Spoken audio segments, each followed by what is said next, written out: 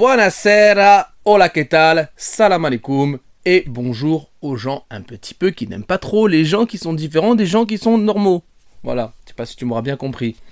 Je suis très content, amis rétro gamers, de vous retrouver, et bienvenue alors aussi au passage à nos amis fans d'émulation, fans de hardware, les fans de Nintendo, de Sega, et tutti quanti bien sûr. Alors je suis très content, c'était pas prévu que je fasse cette vidéo ce soir, parce qu'à la base je voulais tourner une petite vidéo sur un jeu rétro qui est en même temps current gen, c'est Resident Evil 4. Parce que c'est un de mes jeux préférés, je l'ai sur toutes les plateformes. Alors moi j'ai une préférence pour la version GameCube, mais j'en parlerai dans une prochaine vidéo. Et je fais partie de la petite minorité qui... Voilà, qui n'est pas très fan... Hop, je recadre un petit peu ça bien sûr, parce que c'était pas tant bien cadré. Je fais partie de la minorité donc qui n'est pas très fan de la version current gen. Voilà, il y a des choses qui me plaisent pas, des choses qui me plaisent. Donc, mais je ferai une vidéo un peu plus longue quand j'aurai fini le jeu déjà. Parce que là, je suis quasiment à la fin, mais enfin, bon, t'en as rien à foutre quelque part aussi de ce que je te raconte. Mais je voulais faire une vidéo là-dessus, ça va prendre beaucoup trop de temps et j'ai pas eu le temps de finir le jeu. Donc on fera ça une prochaine fois, je sais pas quand. Peut-être, je sais pas. Vraiment, on s'en fout en fait en vrai. Elle sortira quand elle sortira quelque part. Qu'est-ce que vous allez me dire? Qu'est-ce qu'on s'en fout? Puis de toute façon, vous êtes 4 à me suivre, alors en même temps, genre les... Maintenant vous êtes 73 quand même. D'ailleurs merci aux 73 abonnés qui sont sur ma chaîne. C'est pas énorme bien sûr dans le monde de YouTube, mais je préfère la qualité à la quantité bien sûr. Ça c'est une phrase bien sûr très politique. Mais que je pense, attention. Oh je parle beaucoup là quand même. Bref, aujourd'hui, petite vidéo qui n'était pas prévue. J'ai eu l'inspiration sous la douche. J'avais envie de parler ce soir d'un jeu du coup qui me fait plaisir. Et ce jeu, pour moi, c'est le meilleur beat'em all de la 16 bits. De toutes les 16 bits qui sont sorties. Oublie les Sengoku, les machins. Pour moi, ce jeu, c'est le meilleur beat'em all, au moins d'une console, et ça c'est l'unanimité, parce qu'en plus ça a été un jeu assez délivré chez nous en France et en Europe. Bon, moi je l'ai dans sa version Super Famicom, bien sûr, parce que le 60 Hz, tout ça, tu sais, ça va beaucoup plus vite, quoi, donc c'est beaucoup plus sympa à jouer, bien sûr, en 60 Hz. C'est vraiment, ce jeu, je pense que beaucoup de monde l'a fait, beaucoup l'ont poncé, beaucoup l'ont... La cartouche, elle était brûlée tellement on y a joué. Moi, ça a été mon cas personnellement. J'étais pas loin de l'incendie à la maison, je vais pas te mentir. Ce jeu, ce BTU, est complètement fou. J'ai dit BTU, alors c'est Beat'em All, c'est BTA. N'importe quoi. C'est pour Beat'em Up, pour ceux qui aiment bien Beat'em Up. Alors on dit BTU, enfin bref. Moi je dis Beat'em All comme je dis dans chaque vidéo. Je suis de l'école Beat'em All. Qu'est-ce que tu veux que je dise? Comme Game Gear ou je sais pas. Voilà, c'est comme ça. Ou PC Engine. Voilà, je suis alors les puristes ils vont saigner des oreilles, j'en ai rien à foutre. C'est comme ça. Voilà, la Game Boy, je dis pas le Game Boy. Enfin bref. Le meilleur beat'em all ever pour moi. On va dire allez, on va se contenter à la Super Nintendo Super Famicom. C'est le sublime Turtle in Time. Alors là mes amis, là il y a du Kawabunga. Alors là ça envoie du pâté en croûte. Alors là, je te dis franchement, ça c'est un BTU de malade. Je sais pas. Je sais pas toi si t'as kiffé ce jeu, mais Turtle in Time, mais quoi dire, mais c'est un chef-d'œuvre, c'est le chef-d'œuvre pour moi de la Super Famicom slash Super Nintendo.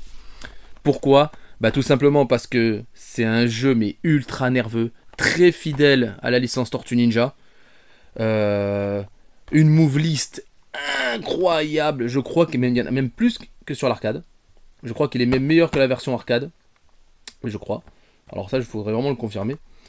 Mais une move list, mais exceptionnelle. Mais vraiment, tu pouvais tout faire en arrière, en avant, les sauts, avec un petit coup de pied qui reste très longtemps dans le ciel, ou un coup de pied en l'air qui te fracasse ton ennemi. Les projections, alors on adorait ça, les projections c'était tout nouveau. Un niveau sur deux, c'était soit tu projetais la face vers l'avant, ou le cul vers l'écran. C'était un stage sur deux, donc premier niveau vers l'avant, deuxième niveau les fesses vers l'écran. Mais ça c'était exceptionnel. Mais c'était un truc de fou. Le jeu en plus, si je dis pas de bêtises, il sort pas très tard dans 92, hein, si je dis pas de bêtises, 92. Il sort en 92 le jeu. C'est-à-dire assez, on va dire, comme dans le début de vie de la Super Nintendo Super Famicom. Donc c'est pas un jeu qui finit en fin de vie. Et pour un jeu de début de génération, c'est totalement ouf. il rame jamais, même en 50 Hz. Il tourne, moi, même en jouant en 50 Hz, je me régale. Hein. Mais il tourne incroyablement bien. Il y a beaucoup de sprites à l'écran, ça ne lag jamais. Si je dis pas de bêtises, honnêtement, je crois que je l'ai jamais vu laguer le jeu. Ah, c'est complètement. C'est un chef-d'œuvre. Les tortues sont nerveuses. Et pour une fois, je trouve que les 4 elles s'en sortent pas trop mal. Parce qu'il y a certains jeux comme voilà, sur NES, Donatello, bah, il est avantagé avec son bâton, tout ça. Là, moi je trouve que j'aime bien jouer avec les 4. En vrai, peut-être Raphaël, un chouïa, peut-être plus compliqué à jouer avec. Bon, dû à sa portée. Mais bon, quand t'aimes de toute façon, Raphaël c'est la classe, donc tu le prends quand même. Mais ce jeu, voilà, a une move list incroyable. Est très fidèle aux comics, je trouve. Et l'histoire est excellente. Ce voyage dans le temps, il est totalement pété. Tu fais les premiers niveaux. Big Apple, 3M. Ça, tu l'as dans la tête pour toute la soirée déjà, c'est obligatoire. Tu commences avec le premier stage avec Baxter Stockman. Baxter Stockman. Deuxième stage, deuxième stage, je kiffe la tortue méca. Là, quand au début, je me dis, waouh, putain, ça va être trop dur à la battre, c'est la méca. Et en fait, en vrai, je galérais quand j'étais jeune en plus à la bousiller. Mais exceptionnel.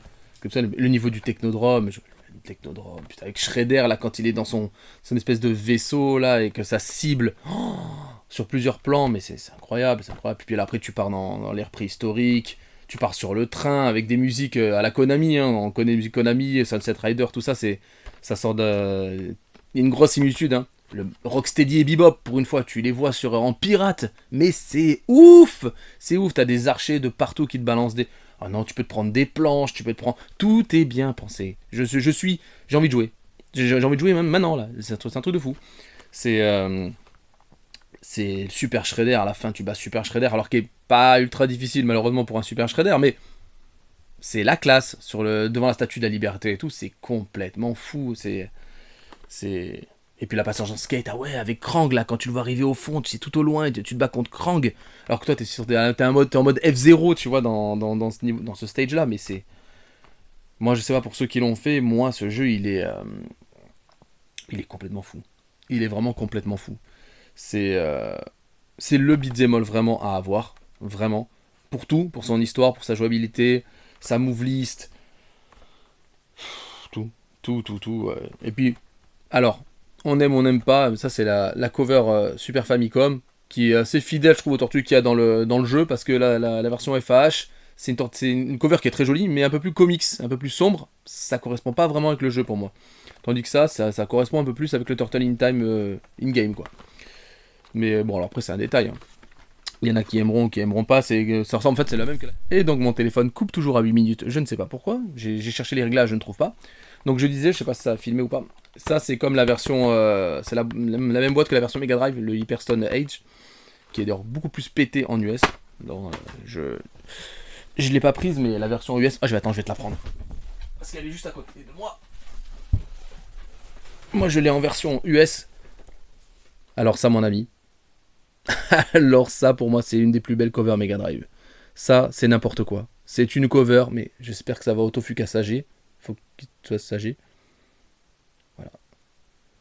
Je vais pas m'attarder sur Hyperstone parce que je l'ai pas vraiment super fait. Hein. Quand t'es de l'école Nintendo à l'époque, j'avoue que quand j'ai testé Hyperstone, j'étais un peu déçu. Hein, mais bon, après tout, vous aviez bien Aladdin sur Mega Drive. On peut avoir quand même Turtle in Time. Merci. Turtle in Time, en parlant de jeu, on peut le débloquer, donc je sais pas si vous connaissez ce Nightmare 3, Mutant Nightmare, le Tortue Ninja 3 sur PS2. Donc dans ce jeu-là, tu peux débloquer le Turtle in Time. Tu vois ici. Voilà, dans ce jeu-là, donc c'est pour ça que je l'ai pris, parce qu'il y a Turtle in Time à l'intérieur. Puis la cover est sympa. J'aime bien, c'est une petite cover un peu assez dark. Bon, je l'ai jamais fait. En vrai, je sais que c'est pas très très cool à ce qui paraît. On m'a dit que c'était pas fou comme jeu. Donc honnêtement, je me suis pas lancé dedans. Mais pour en revenir donc à Turtle in Time, si vous n'avez... Alors, je pense que tout le monde l'a fait, donc cette phrase va servir à rien à mon avis, mais si vous n'avez jamais fait Turtle in Time, vous avez raté le chef-d'œuvre, pour moi, de la Super NES. Vraiment, c'est dans le top 3, de toute façon, je pense que pour tout le monde, t'as sûrement Zelda 3 et Turtle in Time dans le top 3 des jeux Super NES. On va dire mainstream. Ok, on va pas parler des jeux de niche qui sont sortis surtout sur Super Famicom, parce qu'il y a des très très bons jeux qui ont malheureusement en France que dalle.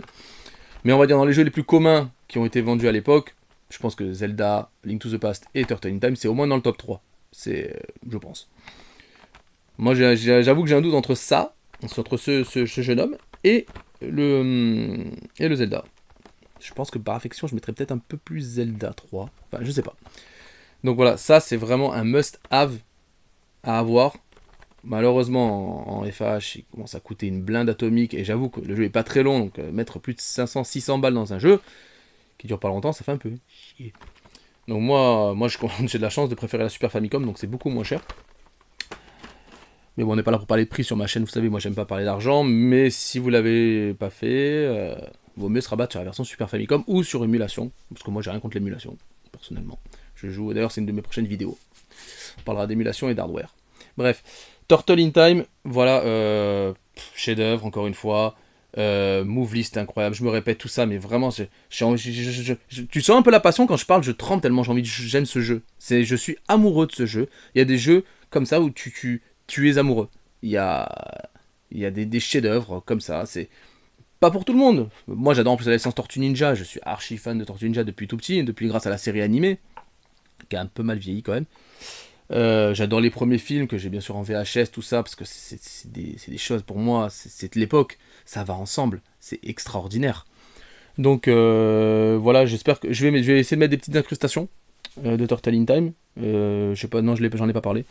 Je vais peut-être en mettre quelques-unes, ou peut-être même tout le long de la vidéo, peut-être en fait, je ne sais pas, parce que ce jeu est tellement incroyable et tellement magique que voilà, je pense qu'il faut que tu te possèdes absolument ce jeu qui est extraordinaire, vraiment. Voilà, c'était une petite vidéo impro. J'avais envie de faire ça ce soir. Parler comme ça en improvisation de Turtle in Time. Donc voilà, on a parlé de Turtle in Time ensemble. Donc les amis, si cette vidéo vous a plu, vous savez ce que vous avez à faire. Enfin, je vais pas faire comme les youtubeurs, tu sais ce qu'il y a à faire. Partagez si vous aimez bien ma chaîne, partagez par contre sur vos Facebook ou Insta ou quelque chose, ça va m'aider à booster un petit peu la chaîne.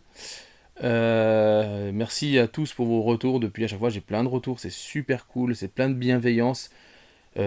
J'adore. Vraiment, j'adore. Il n'y a pas j'ai pas assez d'abonnés pour avoir des haters, tu vas me dire. Mais pour l'instant, il n'y a que de la bienveillance. Et merci de continuer dans ce sens, pardon. Ça me fait vraiment plaisir. C'est un peu à mon image. Moi, je suis quelqu'un de bienveillant, tout ça. Donc, ça me fait vraiment plaisir qu'on soit dans le.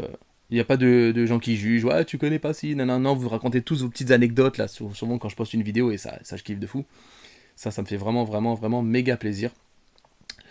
Voilà, donc vous savez, voilà, tout ce que je vous demande, c'est de partager à la limite sur vos réseaux sociaux. Ça me fera énormément plaisir. Enfin, merci déjà si vous le faites.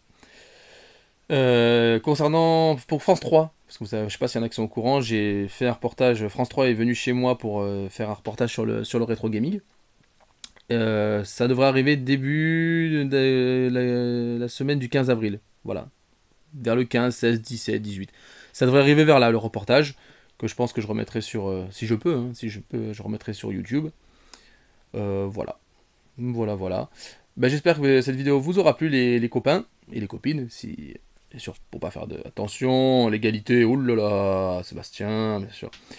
Et puis, je vous dis à la prochaine vidéo, et que la force soit avec vous. Ciao!